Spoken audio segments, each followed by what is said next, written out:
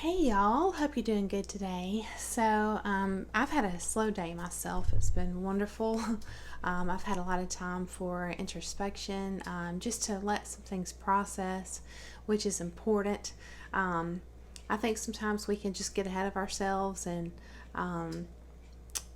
not for any bad reason, but I think we just have a lot to do first of all, but also you can just have a lot that you're excited about that you're trying to get done, and just a lot going on in your life for a variety of reasons, obviously, right? But what can wind up happening is I think that's when you'll start to experience signs and symptoms that you're out of balance. And so, like, for example, to me, the quickest way to identify that you're actually out of balance, that you need to slow down, is your emotions will be amplified a little bit. They'll be kind of out of proportion to whatever the situation is. And I still am a big proponent of feeling your feelings and not just dismissing them and overlooking them, but acknowledging, and by not pushing them away, that to me is the way to honor them. And usually they'll pass quicker that way too, as opposed to just holding it in and thinking that that's the path when really it's not. But anyway, it was a great day for me. Anytime I am prompted to just have a timeout for myself, and I honor that, it's always good. It always turns out to be fruitful. In the spiritual realm, I would say. So anyway, but I hope you're doing good. So today's message is going to be about perspective and perception, and specifically the power of our mind, and ultimately the power within us, right? So I found this book that I bought. I pick up all kind of used books when I'm out and about, and I'm not going to actually read from it, but I just read a small portion in the chapter called "How Can I Resist Evil?" And it was pretty interesting. So it was talking about, I thought I would just kind of summarize it and use that as the starting point for the discussion, but it was talking about the devil's primary tactic to sort of get his grips on us, right? And it discussed that primary tactic, and these are my words in my summary, okay? But that tactic is doubt. And I think that after I gave it, some good thought, and I read through, I feel like this is really a topic that's more important than what we may realize. And so, in every situation in our life, there are unknowns, right? And I've got notes I'm reading from. And I actually made these notes much earlier today, so I'm going to probably depend on them a lot more than I do normally because it's not fresh on my mind, right? But in every situation in our life, it's kind of like we know that we can't know everything about it, whatever it is. There's gonna be unknowns. It's just the way it is. And so, to me, this is what you might call the space, right? The unknown space about a situation or a relationship or a person or anything, right? Anything at all in life. It's this unknown space that the devil leverages, okay, against us. We're going to talk about it. So the thing is, it seems to me, I'm no expert, obviously, but our minds seem to have an innate tendency to fill in blanks. It's just the way it is. Even if you try to approach life from the perspective of not wanting to make assumptions, which that's me. I don't like to make assumptions at all. One way or another or the other way. There's so many different ways that your mind can do that, can fill in the blanks to try to understand this whole story. But the thing is, context is everything. It's everything. And so, but we're going to talk about this space of the unknown in every situation, right? You might think of it as the place where, the devil lurks, just waiting, right? So, what are the signs that we have had this space used against us? That's a good starting point going forward in the discussion. I would say that the best we can do is to try and pinpoint some clues or breadcrumbs, okay? That this is what has happened in our life. The first would be, the Bible instructs us to think on good things. So if you're finding yourself, specifically with regards to a situation, and typically it's going to be something that matters to us, a situation that's really important, a relationship that's very important, a person that we love or care for very much. If you're finding yourself having more negative thoughts than positive thoughts, right? And there are unknowns, which again, there's unknowns in every situation, typically.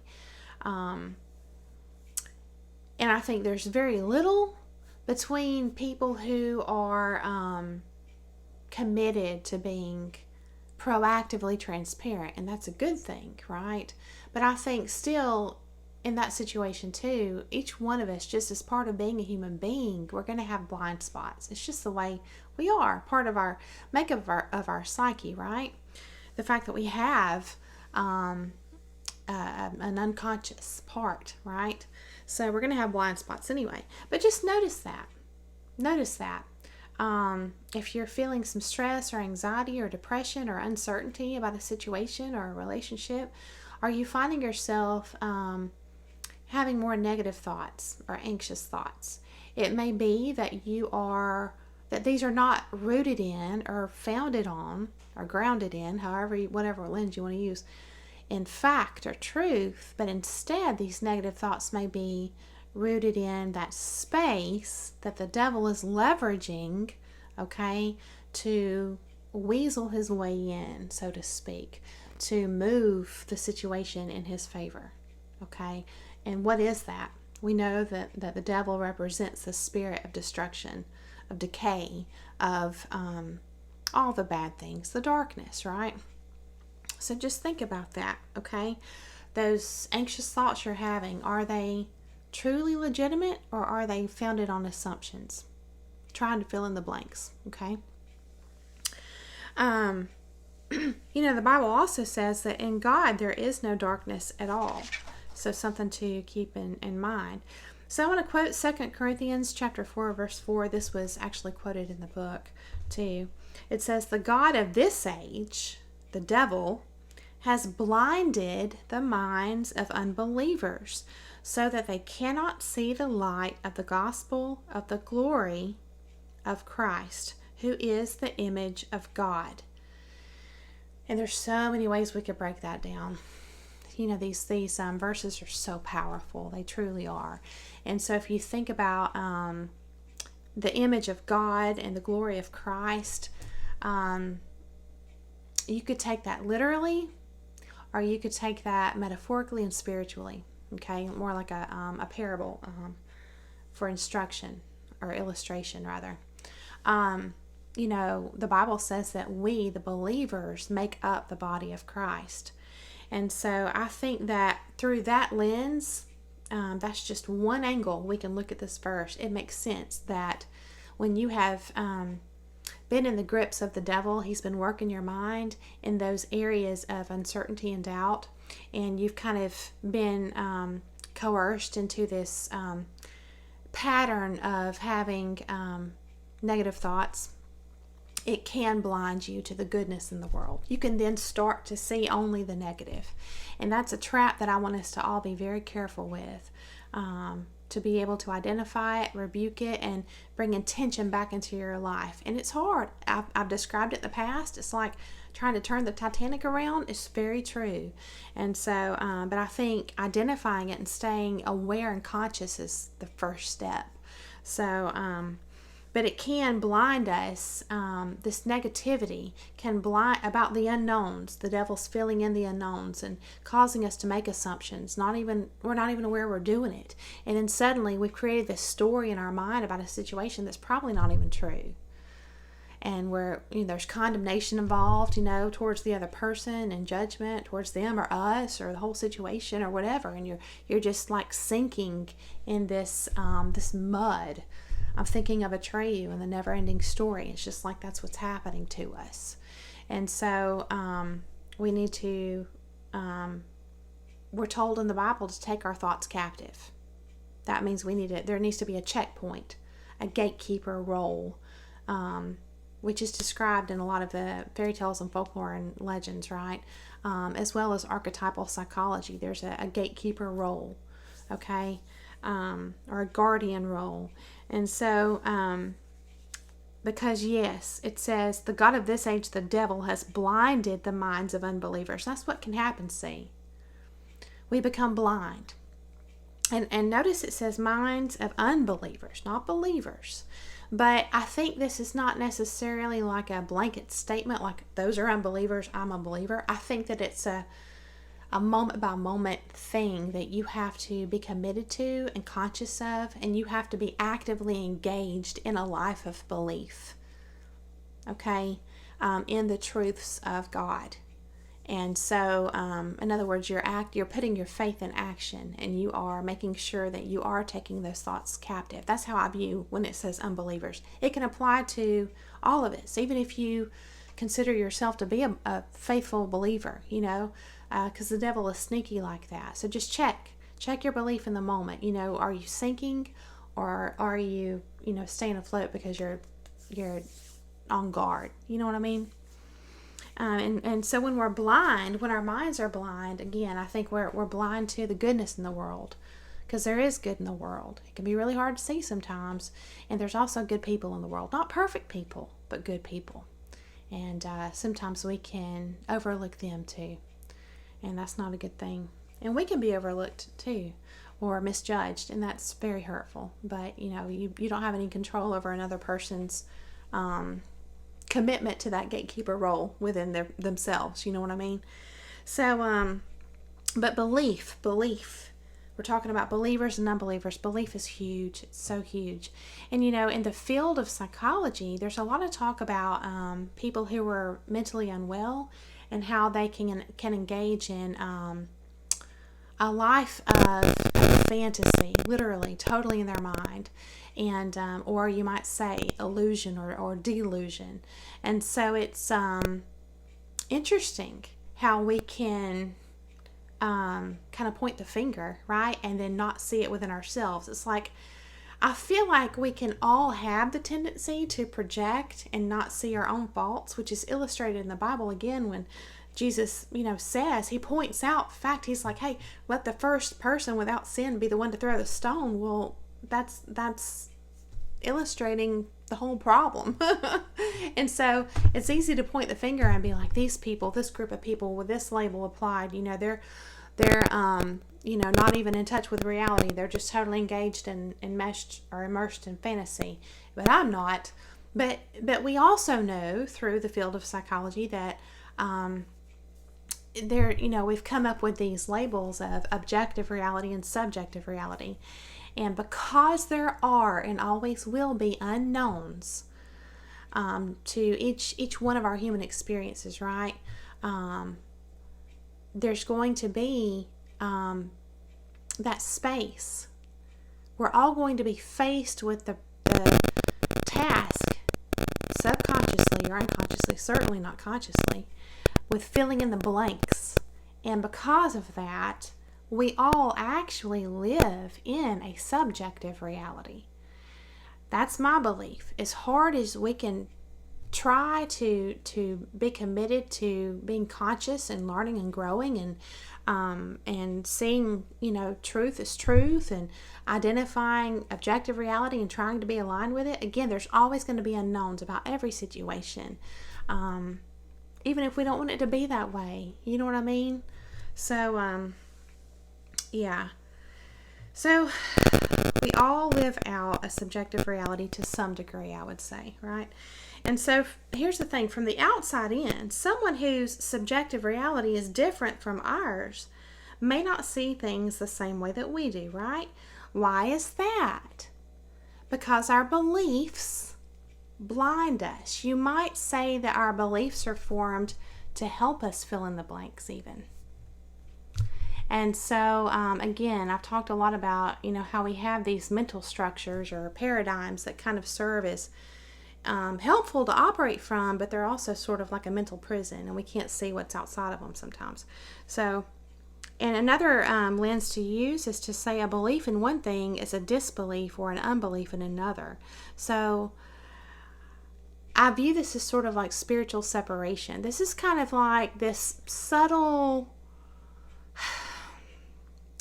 program running in the background that affects all of us and that actually aligns us with our own kind of people, and it also separates us from those that we're not aligned with, and it's not even like intentional. It's kind of like you'll know because you'll feel it, because the feelings are, I feel like, our higher self's way or the collective consciousness way or God's way, the Holy Spirit's way, to kind of like wave a flag and notify us that some part of our psyche caught the fact that we're not in alignment with another person. I've got a shirt on today, you probably can't see it, says good energy is contagious, and we can feel energy, we can feel it. And so the thing with that is you can feel it both ways. And so you may not know what you don't know, but yet it's almost like we do on some level pick up every little thing in a situation and about a person. And so this is hard because sometimes, we might sum up everything that's picked up and produces a feeling within us about how we vibe or don't vibe, or I'm thinking about jive. Is that even the right word? I used to use that, I think. Whether we do or we don't with a person or a situation or a group or whatever, you might label that as intuition. But is it really accurate? Is it really accurate? I've always been in the camp of, you should always trust your gut, that it never lets you down. And the truth is, I can't say for sure that I can remember every situation where I've applied my intuition or I haven't. And so I still, if I had to pick a camp to be in, I'd still probably be in that camp. But I think that we can mess up our intuition sometimes by trying to be overly analytical from a book smart perspective, and that can actually wind up backfiring on us sometimes. And I think that might even be, after enough experiences of that, the reason why some people who were never religious or spiritual in the beginning wind up being spiritual in the end, because they've had enough experiences that they can acknowledge there is some unknown aspect to this reality that's playing a big part in our life, and that we can't just rely solely on logic, because there are those blind spots, right? But I think it's really important still to acknowledge the fact that there are blind spots, because, again, I think that that's where, from the spiritual lens, right, which is the one I'm familiar with, where the devil can sneak in and leverage those spaces. So, yes. Belief is the key. Belief is the key in consideration here. So, the Bible even says, whatsoever things you ask when you pray, believe you will receive them and you shall have them. So the question here is prayer equivalent to what we focus on? There's old sayings like what we focus on grows, or where attention goes, energy flows, and stuff like that. And I would say that also applies to our sight. So this whole concept, to me, when I was researching earlier, is summed up perfectly in a beautiful word that's found in the Bible, and that is behold, to behold something. And so I looked up the origins of that in the online etymology dictionary. So from the Old English, beholden, it meant to give regard to and also to hold in view. So this is like a dual, two-part, layered meaning. So check it out. To give regard to is like a mental thing, to give regard to, okay, to behold something. But also to hold in view, which could be mental or physical, literal, what you observe. So this is a big clue, I feel like, as far as our approach that we need to take to the unknown. So I'm going to drop a link to an article, a really cool article that I found earlier today in the description. It's from ScienceDaily.com, and it's about this test that they performed on a group of people with some shapes. I believe they were rectangles. And they would like flash a light and like a little target symbol and all this stuff on the screen. And what they determined from the test, you can read all the details. It's a really cool article. What they determined was people's brains actually filter out what they deem irrelevant, right? So like in the study, they were given directions, like, hey, you're going to be looking for this or that. And then they show them some imagery, right? And then it's like they just didn't even see these other aspects that they weren't told to focus on. So those things, even though they were put right in front of their eyes, they were actually invisible to these people. That's huge. That's huge.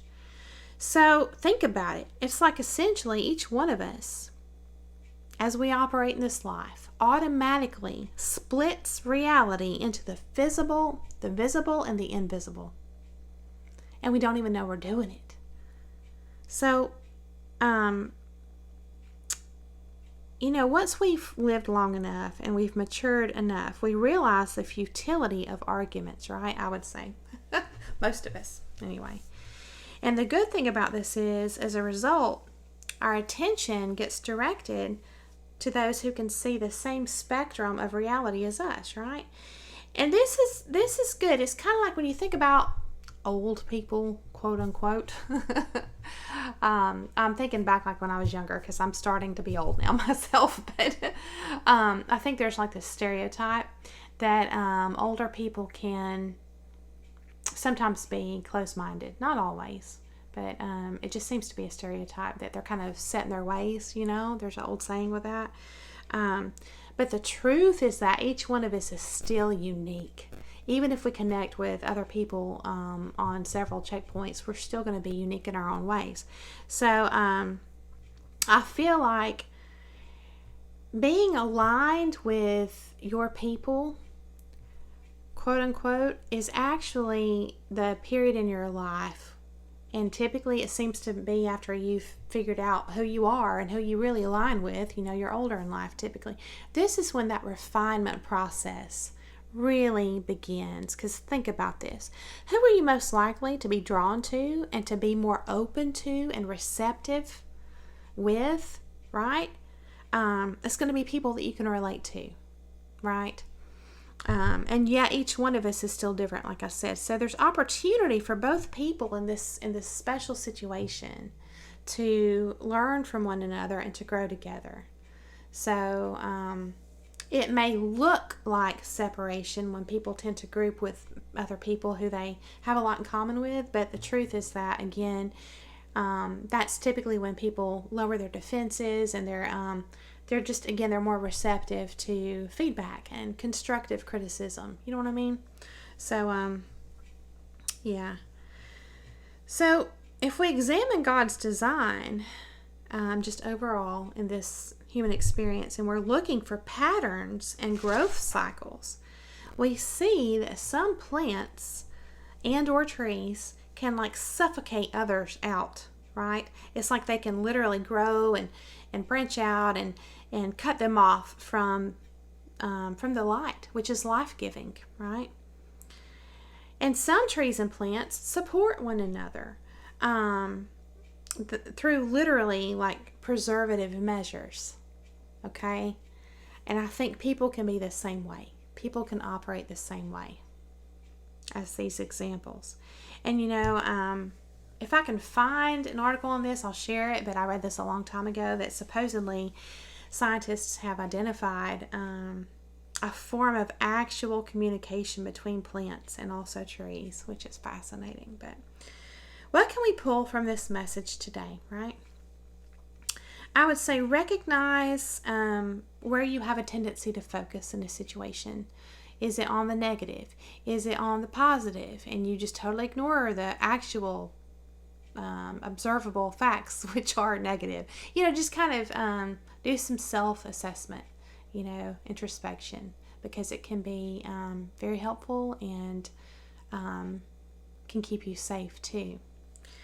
And it can also prevent you from making, assumptions and killing off what could have been a beautiful friendship or whatever. It's just important. Again, recognize your areas of focus and your areas where you're not paying attention. And you can learn to identify within yourself a pattern of limitation, like where your blind spots are. And I would say you can also interchange that term blind spots with opposites, or exclusions, things like that. So this is the area where you can find the power of free will, okay? So the Bible, as we know, it says as much as possible that we're supposed to live peaceably with one another. That's what we're directed to do, right? Which is a beautiful goal to have. But we do need to be aware that danger hides in the dark corners of invisibility. Okay?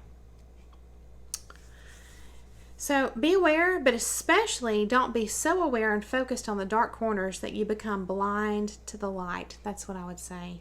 And so there's another book that was referenced in this book, in the chapter I was reading, from C.S. Lewis, called The Great Divorce. And it was really interesting. It was talking about, the story of this man, I believe, if I'm recalling correctly.